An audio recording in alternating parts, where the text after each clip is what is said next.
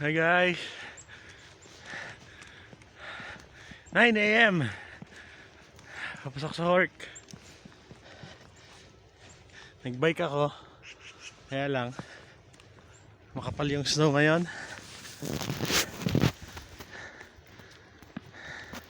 Nag-snow ulit, makapal. Yan, hirap.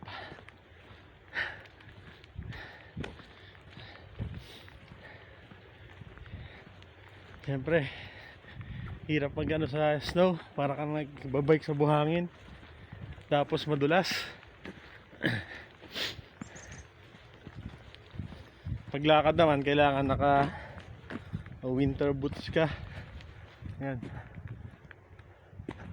para hindi ka madulas. Kahit yung sa mga sasakyan kailangan naka winter tire.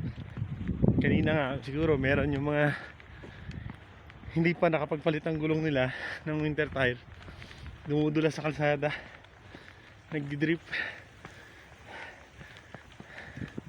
May drifting kanina, lalo sa mga intersections.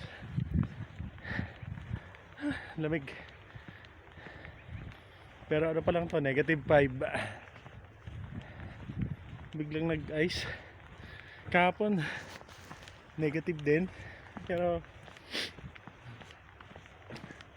-5 din kahapon, pero hindi naman nag-snow. Pero etong talaga November, start na talaga to ng snow dito. Kaya lang, kahit yung mga locals dito or yung mga Pinoy na matagal na dito, nagtataka rin sila. November na, wala pa. Nag-snow nung nakaraan, kaya lang parang 2 weeks na sunny day, so natunaw. Ito, hindi lang natin alam kung magtutuloy-tuloy.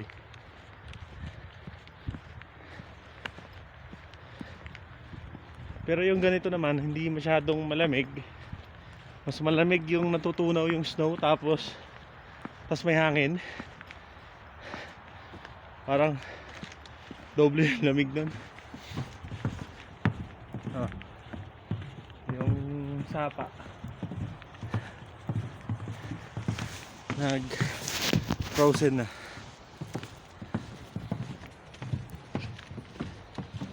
Nakaduna ulit ngayon sa bike.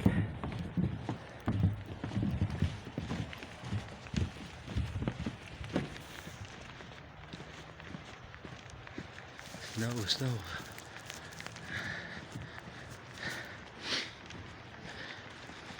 Pagka gantong umaga naman, marami yung mga kakilala ko sabi hirap daw maligo. Hindi naman mahirap maligo sa umaga kasi may mga heater. Ang isang technique din lang naman na na-realize ko, pag naligo ka sa umaga, huwag sa mainit na mainit. Dapat parang room temperature din lang. Parang yung tubig natin dyan sa Pinas, yun dapat yung temperature, para paglabas mo hindi ka lamigin. Ayan, malapit na ako dito sa aking pinapasukan.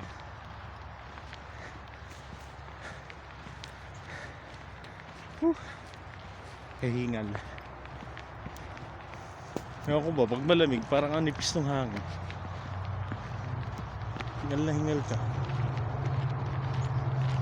tapos ang bilis pa mag-dry ng skin. Tapos magkakaroon ka pa ng rashes. Ako, nagkaroon ako ng rashes. Parang cold rashes ba yun? Dami. Tawan.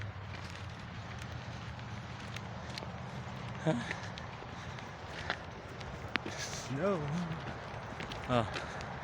Yun lang muna guys. Shout out. Follow naman dyan and subscribe, para tayo ay ma-monetize na. Malay mo, makabili na tayo ng maayos na camera, na pang video. Hirap din ang cellphone.